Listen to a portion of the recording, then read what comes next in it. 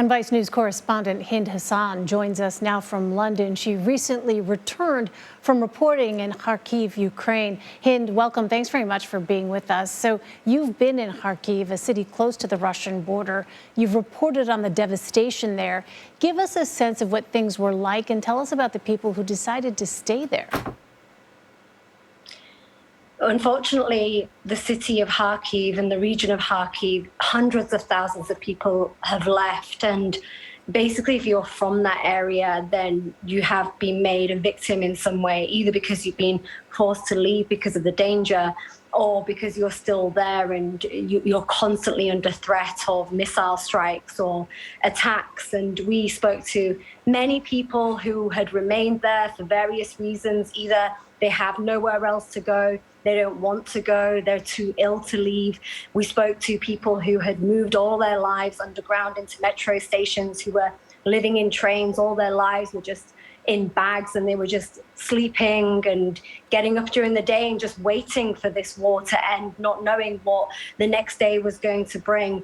And then we also spent time with the emergency workers whose work never ends. They are constantly going to sites that have been attacked or to buildings that have been made into rubble to try and rescue people. In fact, we spent an entire day with one of the rescue workers. He was called Vladimir. He was a chief rescue worker.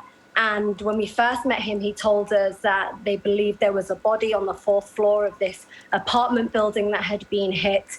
And we stayed with them throughout the day. And by the end of the day, they pulled out the body of a 73-year-old grandmother.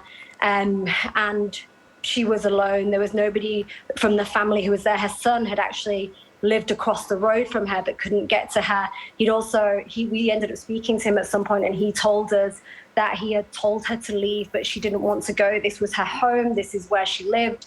She didn't think that a residential building would be hit, and yet she was killed in this, in one of the attacks by Russia. We actually went with her body to the morgue where it was taken. And the next day we spoke to family members and also people who were working at the morgue. And they invited us in to see what it looked like inside the morgue itself. And it was overflowing. So the building was so full, the basement was so filled with bodies that they had to put them in makeshift tents outside and just on the floor. And one thing that struck all of us that were, in our team was the fact that whether we were at a funeral or whether we were at the morgue, these victims, these people that had been killed in this war, still couldn't escape it because of the constant sound of incoming and outgoing fire.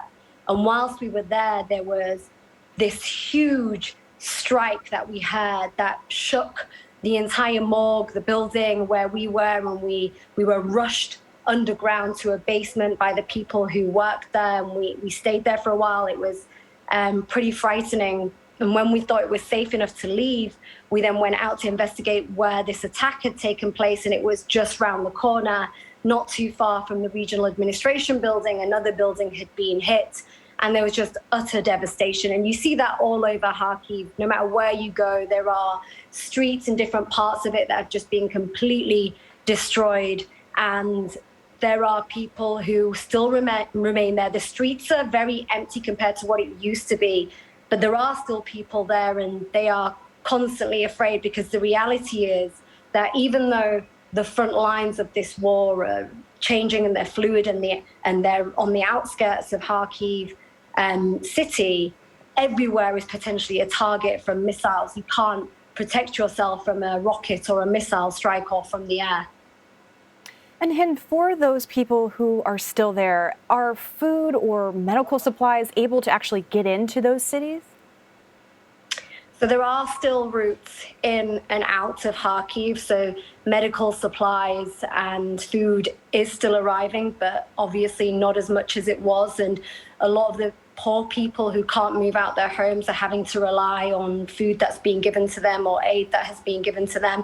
The people who are living in the shelters are also relying on the aid that gets in, and it's just not enough. Even where we were in the hotels, there's just a small amount of food that is being given. It's rations. And so even though it is making it in, it's not enough. And for example, the doctors who are working in the hospitals, I mean, they are in desperate need of more medical supplies. And the issue is with a lot of the injured people who are inside the hospitals, they don't necessarily have the vehicles or the equipment to be able to get them out to a safe location. So they're having to stay in hospitals.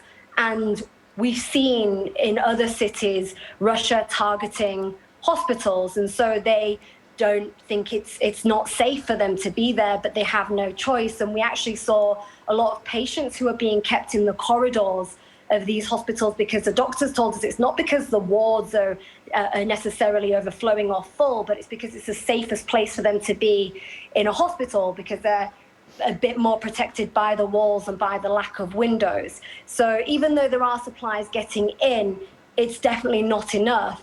And it is a humanitarian crisis in there. Hind, you mentioned other cities. Ukraine, as you know, is refusing Russia's demand to surrender the city of Mariupol in exchange for allowing civilians to leave. Based on the fierce resistance that we've seen from Ukrainian forces, was it surprising that Ukraine rejected that demand? Well, not what we've seen from Kharkiv. I mean, if you consider Kharkiv, it is Ukraine's second largest city. It is a Russian-speaking city. It's very close to Russia. It has close cultural ties with Russia.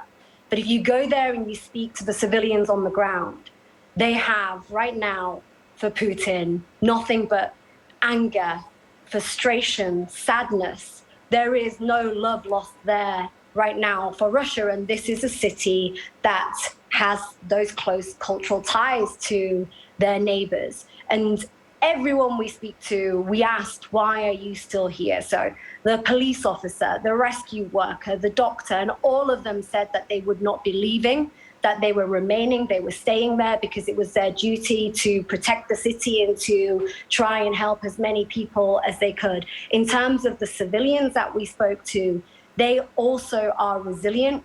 They're also saying that they want to stay in their city and they don't support Russia and what it's doing, and that Russia has hit civilian and residential buildings. But also the civilians in that city are desperate for this war to end. They are desperate for the bombs to stop hitting their homes, and they do want an end to this war that is taking place. But certainly they are absolutely, from the people that we've spoken to, in no way sympathetic towards Russia and what Russia is doing, and they have condemned Russia's actions in this war. Well, Hind, those descriptions are just absolutely horrifying, and you have been putting yourself in harm's way to bring us those images, and we really thank you for your reporting. Hind Hassan, thank you. Thank you for having me.